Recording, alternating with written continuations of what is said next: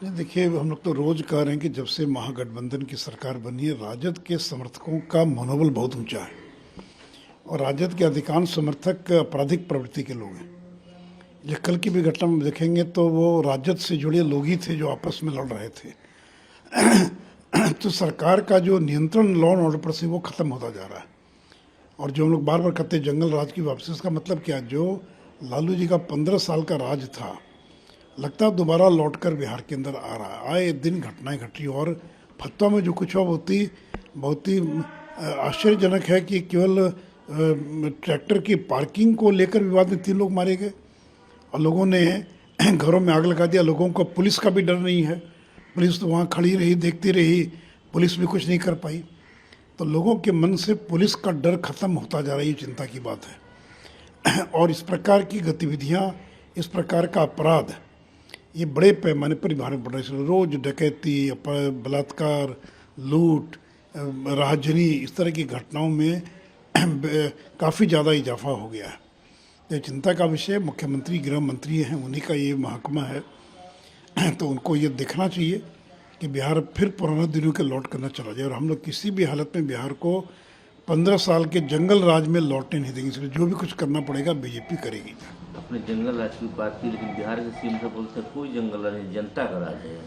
नहीं ठीक है, उनके बोलने से क्या होगा, वो तो कहेंगे, लेकिन वो बताएं ना कि जो घटनाएं घट रही हैं। छपरा में क्या हुआ, छपरा के अंदर 2 समुदायों के बीच संघर्ष में एक ही परिवार के 2 भाई मारे गए और जिस क्रूर तरीके से वहाँ पर हत्या की गई, पीट पीट कर उसको मार दिया गया।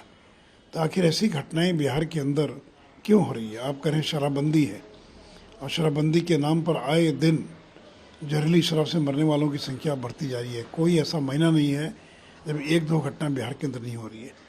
तो इसलिए नीतीश जी का अब जो कंट्रोल था प्रशासन पर से, वो प्रशासन पर से नियंत्रण जो है और ख़त्म हो गया।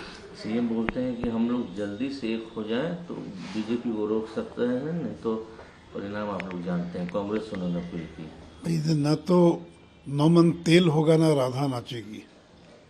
ये तो वही कहावत है, एकजुट हो जाएं। भाई एकजुट कभी हो सकते हैं क्या? आज तक कभी एकजुट हुए हैं क्या? आज़ादी के 75 साल में केवल 77 में जेपी के नेतृत्व में विपक्ष एकजुट हुआ था। उसके बाद आज तक कभी विपक्ष एकजुट नहीं हुआ। क्या अरविंद केजरीवाल और कांग्रेस एकजुट हो सकते हैं क्या? क्या ममता बनर्जी और कांग्रेस एकजुट हो सकते हैं क्या? क्या केसीआर और कांग्रेस एकजुट हो सकते हैं क्या? नहीं हो सकते।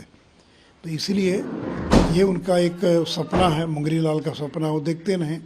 और कांग्रेस ने तो साफ कह दिया कल कि उनको किसी के सर्टिफिकेट की जरूरत नहीं है, क्योंकि कांग्रेस को भी अपनी सीमाएं मालूम है और कांग्रेस कभी किसी दूसरे दल के उम्मीदवार को, किसी गैर कांग्रेसी को कभी नेता स्वीकार नहीं कर सकती है।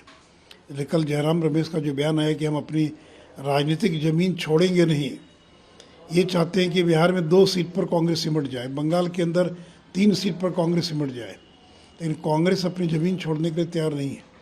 तो इसलिए देखिए, जो आपसी प्रतिस्पर्धा है, अब फिर देश दोबारा लौटकर देवगौड़ा इंद्र कुमार गुजराल के दौर में नहीं जाना चाहती, जहाँ 4 महीने की सरकार, 6 महीने की सरकार, कमज़ोर सरकार, ऐसी सरकार जिसको सोना गिरवी रखना पड़ा। तो क्या देश ऐसी कमज़ोर सरकार चाहेगा? फिर उनको तो नरेंद्र मोदी जैसी सरकार चाहिए जो चीन का भी मुकाबला कर सके और पाकिस्तान का भी मुकाबला कर सके। इसलिए नीतीश कुमार लाख प्रयास कर लें, और इनको पूछता कौन है? इनसे तो बड़े बड़े नेता विपक्ष में हैं। केसीआर की अपनी सरकार है, इनकी तो अपनी सरकार भी नहीं है, तो 44 विधायकों की बदौलत मुख्यमंत्री बने हुए हैं। अरविंद केजरीवाल की 2 राज्यों के अंदर सरकार है, अपनी सरकार, अपने बलबूते पर सरकार है। आपकी तो अपने राज्य बिहार में भी आप दूसरों के भरोसे मुख्यमंत्री बने हुए हैं। आप तो केयर टेकर मुख्यमंत्री बने हुए, चूँकि आपने तो घोषित कर दिया कि हमारा उत्तराधिकारी कौन होगा। तो इसलिए बयान देने में क्या लगता है, बयान देते रहें, लेकिन न तो विपक्षी एकता होगी और न कोई नरेंद्र मोदी को हटा पाएगा।